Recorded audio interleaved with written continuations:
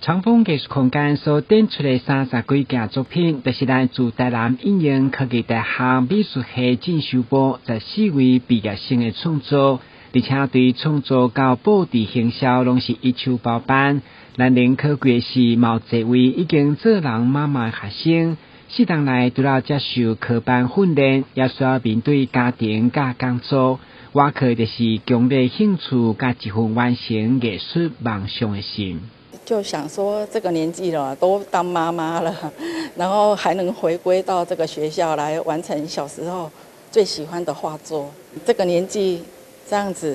好像还蛮不错的。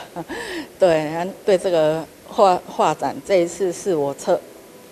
环境还有摆设都是我一手策划的。白铁跟光线跟我们眼力的折射，然后它传达的就是。经过折射以后，它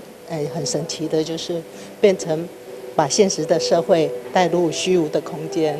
然后呢，你眼前所看的本质都已经抽离掉了，所以你已经不是所谓的现代跟永恒。以疫情为创作的元素，然后疫情的这3年，大家都非常的焦虑。生活已经脱离了正常的轨道，慢慢在这个3年的疫情过的这个后疫情时期，人们的生活又渐渐趋于平缓，我们又可以拥抱日常生活这样子。美术系学生被训练而晓用画作来关心这个世界的议题，冇人借出来探讨家己的内心世界，用画家己来疏解压力，走出无助的心境。因为我曾经有一段就是比较忧郁的那个时光，所以我就是想要画，就是接受自己的一些缺点或者是不完美的地方，然后就是给自己一个拥抱这样子。